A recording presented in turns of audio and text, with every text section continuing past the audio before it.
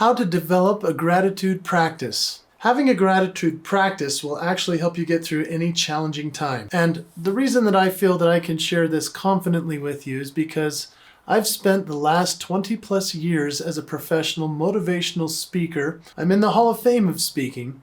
I'm an award-winning entertainer, and I'm somebody who has practiced gratitude quite thoroughly. I'm excited to share this with you. I know it will help.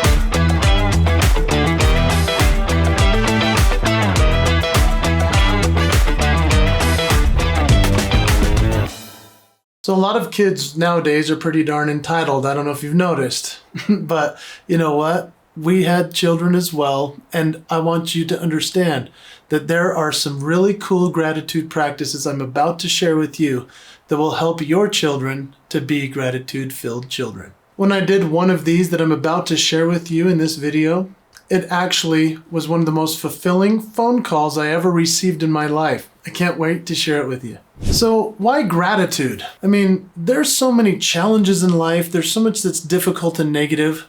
So what is gratitude all about? Gratitude truly matters in order to see the joy, the greatness, the fun, the savor of life that comes out just by realizing that there is so much to be grateful for amidst all the things that are hard for us to go through. So number one in the gratitude journey that I'm about to share with you, this one might sound obvious, but do you have a journal? And if you're a journal writer, I want you to do something very interesting that you may not have ever heard anyone share before. In one page, I want you to write down everything you're grateful for. Think about your life, think about your job, think about your health, think about the world, think about relationships. And as I was saying those things, you may have been thinking, oh man, I'm not grateful for a lot of the things that I have going on right now in those topics. Okay, reserve one side for what you're grateful for, reserve another page and side for what is not going right. And that's okay. Write it down, those things that you're like, oh man, this is what's happening in my relationships, this is what's happening with my health, this is what's happening in this world. What's going to be interesting is that the page that's negative will probably be a bit longer. And that's okay. I want you to write it all out, and then all you're going to do is tear out that page, crumple it up, throw it away, and begin a gratitude journal. Gratitude journaling is so powerful because you can start to write down not only going to a negative space, but then turning it into something grateful. For example, if I could say, I've been trying to lose weight recently, and this is a true story. I've been trying, I've been working hard, I've been not seeing any results. And so if I write that I'm frustrated about that, then I can go into the gratitude space of saying, but I'm so grateful that this is happening and this is becoming a new habit, and I'm happy about that part of my life. What happens eventually is we write down what's negative versus what's positive, is we can rip out what's negative and go into the positive. Number two, for the gratitude practice, is to pray and to meditate. And now we taught our children how to do this when they were really little. And we say that there's a higher power that they're praying to, or to meditate within themselves and to become their best selves. This is a great way to start with gratitude. What's interesting about this process is that you teach them how to be grateful first. So if you say a prayer and teach a child how to do it, this is how we do it. It's very cool. We say, we thank thee.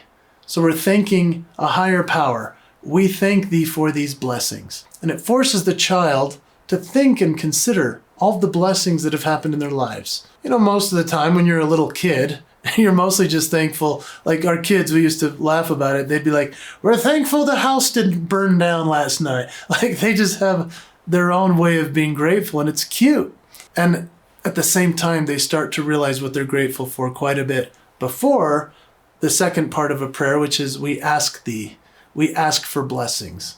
And so we start with gratitude. We thank thee, and then we ask. And this is a great way for our children to have established in their lives how they can be grateful to a higher power through prayer, through meditation. It's made them children that are grateful. So number three, I'd like you to choose a family member, a peer, a leader, a teacher, somebody in your life that saw something in you, and I'd like you to write them a letter of gratitude, a thank you note. That's all you need to do. Years ago, I wrote many, many notes to many people when I turned 21. You see, I had a big transition in my life at that time, and I decided at the age of 21 I needed to reach out to some teachers, to some community leaders, some church people that had helped me in my life. I also wrote letters to family members, to friends and others. They were letters of gratitude, thanking them for all that they had helped me with. I wrote one letter to a teacher. He was my German teacher in high school. I no longer speak German, but at the time I wrote this letter to the German teacher and I said, "Thank you for all that you taught me. Thank you for your personality. Thank you for being so fun. You were one of my favorite teachers I've ever had." Guess what happened? Well, I shared earlier that I was going to tell you about a phone call that changed my whole perspective on gratitude. Well, this was it. I picked up the phone and it was that teacher. Through tears over the phone, he cried and said to me, "Jason, I taught school for 30 years. No one ever wrote me a note like that." And I thought, that's an extremely sad thing. If we just shared a little bit more gratitude for the people that touched our lives, whether it was the teacher that we never said thank you to in a thank you letter, or told a boss that made a difference, even somebody who let us go, maybe it was an old relationship, can we still have gratitude for those people? But imagine writing a letter to an old teacher who said, "No one's ever sent me anything like that," and it gave him new life. He literally told me that. I'm so grateful I wrote that letter. Before I give you a few more ideas as to how you can have gratitude in your life, I would appreciate if you'd subscribe to this channel, because I like to share on this channel not only how we can become our best selves, such as working on gratitude and other things like that, but also I share about how we can create daily habits and rituals, things that make us better. If you enjoy videos like this, please subscribe, and I hope you enjoy even more videos like this. So number 4, I'd like you to consider writing in a public space what you're grateful for. Now, we've talked about journaling. That's very private. We've talked about sending a letter off to somebody. That's also somewhat private. But let's talk about proclaiming it somewhere in your home. You might walk into somebody's house and there could be a little list of gratitude on the fridge. That's awesome. Recently, I went into a home where I did a performance for a very wealthy corporation and the family members. It was awesome. I walked into the kitchen, huge, beautiful kitchen, went into what's called a mudroom. Mudroom is usually the garage to the kitchen and the in-between room where people can change their shoes. I was stunned. The walls were filled with words, and I'm a words guy. And I looked at the words, and this was a private room, but I found it. And so it was in a public space to me. And it said, in the handwriting of each child, it said on a monthly basis what they had been grateful for that month. And it extended back years. They had written it in a colorful ink that was on the wall. I love that. It was a gratitude wall. I've never seen anything so cool. But to see that family members were being taught by their parents that writing down gratitude in a public space is so essential, and to see it on this wall, one of the best things I've ever seen. Write down your gratitude in a public space.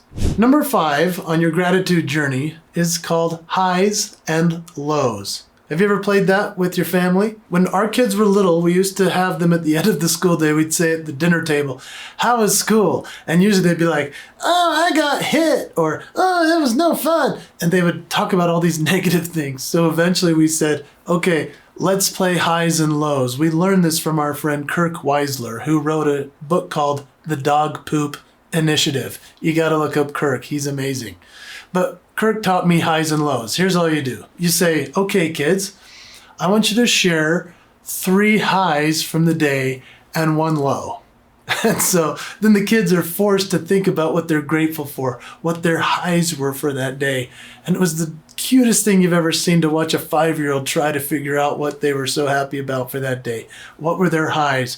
Usually as parents, we'd have to start to give them some ideas. Then they would say their low, and usually if they didn't have a low because they were so grateful for all the highs, then we'd say, no lows. It was awesome. And so we've done that also in team meetings. I've done that in family meetings on Zoom when things get a little bit negative. In fact, I had a meeting once with a family of extended family group, and things were going a little negative, and I said, okay, let's stop for a second. I'd like everyone to share something they're grateful for about this family. And then, boom, the energy changed in the entire meeting.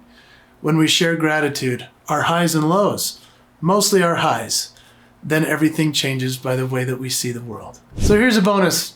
Remember, gratitude is a choice. It's up to you. It's how you see the world. It's how you see the experiences you've gone through. If you went through COVID like I did a few years ago in the pandemic, you could look at that as either a time of horrific challenge, which it was for all of us, but was there something of gratitude that came from it? I know for me, I became better on video, or else I would never even tried this before COVID. I never would have. I'm grateful for COVID because it forced me to do more video instead of just being on stage, which is where I'm most comfortable. And then about a year ago, I broke my leg. Where's the gratitude in that? Well, I'll tell you what, there's nothing like breaking your leg and having it in a leg immobilizer and straight for 2 months and then trying to go to the bathroom. I've never been more grateful in my life for just being able to go to the bathroom, walk up the stairs, put socks on my feet. There's nothing better. To be grateful. It's a journey, but it's a choice. I appreciate you joining me here. I hope that you'll subscribe on the button below. I'm Jason Hewlett. I welcome you to your gratitude practice.